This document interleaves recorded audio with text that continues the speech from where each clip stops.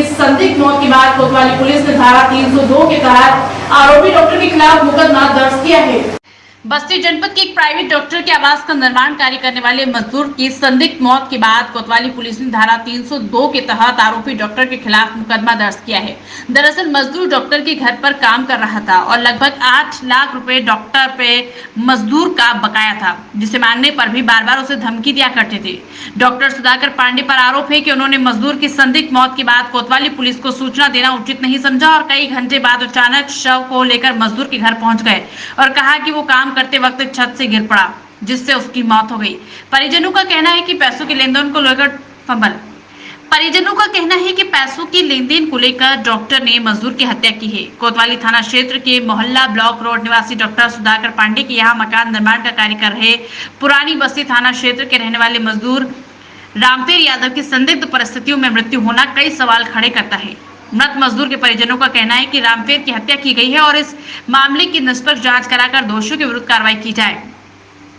जानकारी के अनुसार डॉक्टर सुधाकर पांडे की यहाँ रामफेर यादव मिस्त्री और शटरिंग का कार्य कर रहा था। उसके भाई पुरानी बस्ती थाना क्षेत्र के देईपार निवासी झिनकू यादव पुत्र ढोडे यादव ने कोतवाली थाने में डॉक्टर सुधाकर पांडे के विरुद्ध भारतीय दंड विधान की धारा 302 के तहत नामजद मुकदमा दर्ज कराया है। तहरीर में कहा गया कि डॉक्टर सुधाकर पांडे ने शटरिंग आदि का काम कराने के बाद उसका बकाया पैसा रोक लिया और बंधक बनाकर निर्माण कार्य कराते रहे। उसे कहीं आने जाने नहीं दिया जाता था और धमकी दी गई थी कि शिकायत करोगे तो जान से मरवा देंगे। बीते 2 मार्च की रात्रि में डॉक्टर सुधाकर पांडे ने रामफेर यादव की लाश को उसके घर पर पहुंचा दिया और परिजनों को धमकी दी कि कहीं शिकायत करोगे तो अंजाम बुरा होगा। पीड़ित परिजनों ने इसकी सूचना कोतवाली पुलिस को दी। गरीब परिवार की लिखित शिकायत के बाद नामजद मुकदमा दर्ज हुआ। मृतक के परिजनों की मांग है कि श्रमिक की हत्या के मामले की उच्च स्तरीय जांच कराकर दोषियों की गिरफ्तारी और श्रमिक परिवार को न्याय के साथ ही आर्थिक सहयोग दिलाने रामफेर यादव के बेटे को सरकारी नौकरी दिलाई जाए। वहीं इस पूरे मामले को लेकर जीएसपी आलोक प्रसाद ने बताया कि मजदूर की संदिग्ध परिस्थितियों में मौत हो गई है। वो डॉक्टर पुष्कर पांडे के आवास पर काम कर रहा था। इस मामले में धारा 302 के तहत डॉक्टर पर एफआईआर दर्ज की गई है। जांच की जा रही है। विवेचना में जो भी तथ्य सामने आएंगे उसके आधार पर विधिक कार्रवाई की जाएगी। बस्ती यूपी से आरती भारद्वाज की रिपोर्ट। इसको रामफेर यादव जो एक राजमिस्त्री थे, ब्लॉक रोड पर थाना कोतवाली क्षेत्र में डॉक्टर सुधाकर पांडे के निर्माणाधीन मकान पर ठेके पे काम कर रहे थे। वे वहां संदिग्ध परिस्थितियों में मृत पाए गए हैं। इसके संबंध में रामफेर के भाई द्वारा एक तहरीर दी गई थाना कोतवाली पर। उस तहरीर के आधार पर सुसंगत धाराओं पर अभियोग पंजीकृत कर लिया गया। उर्दोष के आधार पर विवेचना का निशान किया जाएगा। घटना हुई थी सारी घटना हुआ कल 5 बजे की घटना थी। रात सुबह 8 बजे ड्यूटी गया। ड्यूटी जाने के बाद हमसे पटेल चौराहे पर मिला। उसने कहा नेताजी हम जा रहे हैं ड्यूटी, आप कहाँ जा रहे हैं? हमने कहा मैं जा रहा हूँ कचहरी। हमने कहा कि ड्यूटी जा रहे हैं, कुछ अपना पैसा कौड़ी मिला कि नहीं मिला? उन्होंने कहा पैसा नहीं दे रहा है, हमारा कुछ मदद करिए। हमने कहा आप 4-6 लोग को बुलाइए, हम लोग चलेंगे, आपकी बात रखा जाएगा। पुलिस के खिलाफ कार्रवाई करिए उनके खिलाफ। तो उन्होंने कहा कि यार कल देने को कहा है। रात में 5 बजे ये घटना हुआ। सारे लेबर चले गए मौके पर, वहाँ लेबर नहीं थे। पैसा दे करके कुछ मजदूरी दिए या नहीं दिए, वो चला गए। घटना क्या थी? घटना यही था, पैसा नहीं दे रहे थे। वो घटना काम करवाते थे। हमसे कई बार शिकायत किया है। रामफेर यादव ने कई बार शिकायत किया कि नेताजी ने जो है ये काम करवा रहे हैं, डॉक्टर हैं, ज़बरदस्त हैं, काम करवा रहे हैं, पैसा भी नहीं दे रहे हैं। हमने कहा पैसा नहीं दे रहे हैं, आप कंप्लेन करिए। तो उन्हें धमकी दे रहा था कि अगर कंप्लेन करोगे तो जान से मार डालेंगे। डॉक्टर कौन है? डॉक्टर कौन है? डॉक्टर सुधाकर पांडे है। कितना पैसा बकाया था? पैसा लगभग वो बता रहा था कि 8 लाख 10 लाख रुपया हमारा बकाया है और यहाँ मैटर चल रहा है।